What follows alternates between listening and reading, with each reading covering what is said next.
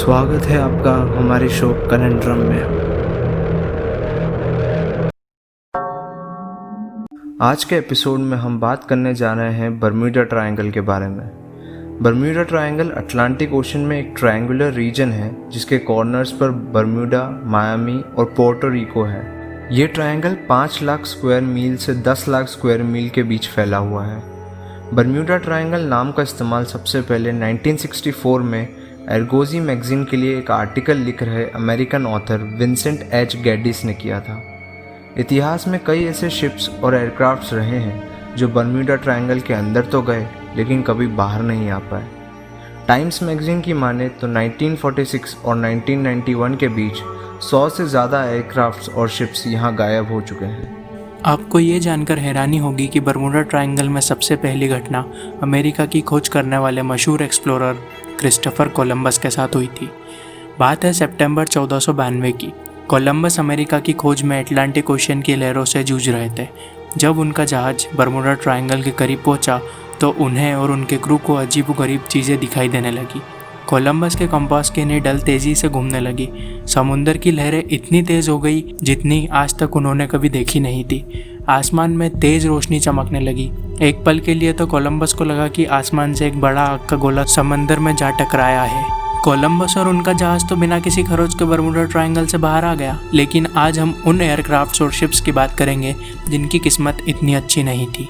4 मार्च 1918 को USS Cyclops नाम की एक शिप बर्म्यूडा ट्रायंगल में बारबाडोस के आसपास कहीं गायब हो गई। यूएसएस साइक्लॉप्स उस समय अमेरिकी नेवी की सबसे बड़ी फ्यूल शिप्स में से एक थी। गौर करने वाली बात यह है कि उस शिप के कैप्टन ने रेडियो पर मदद के लिए कोई डिस्ट्रेस सिग्नल नहीं भेजा था। यूएसएस साइक्लॉप्स से कांटेक्ट टूटने के तुरंत बाद आसपास की सैकड़ों शिप्स ने यूएसएस साइक्लॉप्स को रेडियो कॉल्स किए, लेकिन एक का भी जवाब नहीं आया। ऐसा लग रहा था जैसे यूएसएस साइक्लॉप्स का समुंदर से अस्तित्व ही मिट गया हो। क्या यूएस नेवी के इतने बड़े जहाज का बीच समुंदर से गायब हो जाना मुमकिन है? 22 दिसंबर 1967 को विचक्राफ्ट नाम का 23 फुट लंबा केबिन क्रूजर उसके 2 पैसेंजर्स के साथ फ्लोरिडा के पास से गायब हो गया। उस दिन विचक्राफ्ट को डैन ब्यूरेक चला रहे थे जो कि एक अनुभवी सेलर थे। कहते हैं कि विचक्राफ्ट का डूबना नामुमकिन था। विचक्राफ्ट के निचले हिस्से में एक फ्लोटेशन डिवाइस लगा था जिससे पूरी बोट पर पानी भर जाने के बाद भी बोट का कुछ हिस्सा हमेशा समुद्र के ऊपर ही रहता। मायामी बीच से 1 मील दूर ब्यूरेक ने कोस्ट गार्ड को रेडियो कॉल पर बताया कि उनकी बोट किसी चीज़ से टकरा गई है और कोस्ट गार्ड को उनकी बोट को टो कर किनारे तक ले जाना होगा। कोस्ट गार्ड ने बाद में बताया कि रेडियो पर ब्यूरेक बहुत ही शांत थे। ब्यूरेक ने ऐसे कोई संकेत नहीं दिए थे कि जिससे लगा हो कि वो मुसीबत में है, और ना ही उन्होंने ये कहा कि उनकी बोट डूब रही है।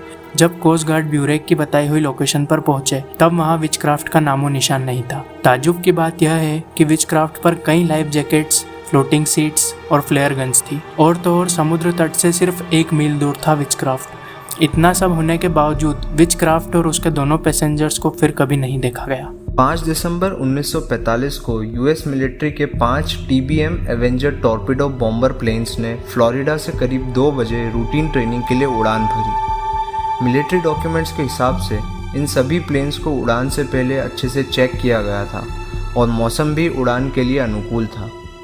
टीबीएम बॉम्बर्स की तगड़ी डिज़ाइन और ड्यूरेबिलिटी के कारण उन्हें आयरन बर्ड्स भी कहा जाता था, यानी कि इन प्लेन्स का गिरना या इन्हें एंटी एयरक्राफ्ट वेपन से गिराना काफ़ी मुश्किल था।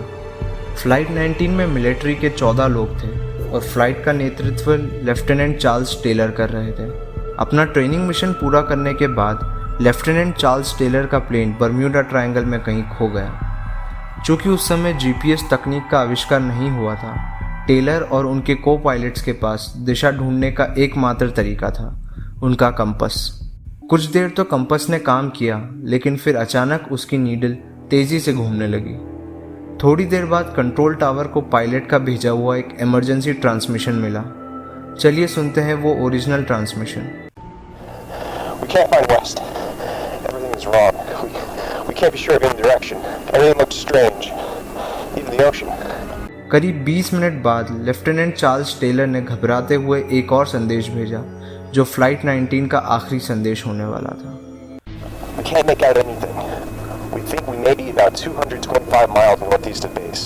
It looks like we're entering white water. we're completely lost. कुछ मिनटों बाद एक पीबीएम मरीनर फ्लाइंग बोट ने फ्लाइट 19 को ढूंढने और रेस्क्यू करने के लिए उड़ान भरी। इस फ्लाइंग बोट ने कंट्रोल टावर को सिर्फ एक बार रेडियो कॉल किया और फिर ये भी हमेशा के लिए गायब हो गई। कई और सर्च ऑपरेशंस करने के बाद यूएस नेवी ने अपनी ऑफिशियल रिपोर्ट में लिखा, we are not even able to make a good guess as to what happened.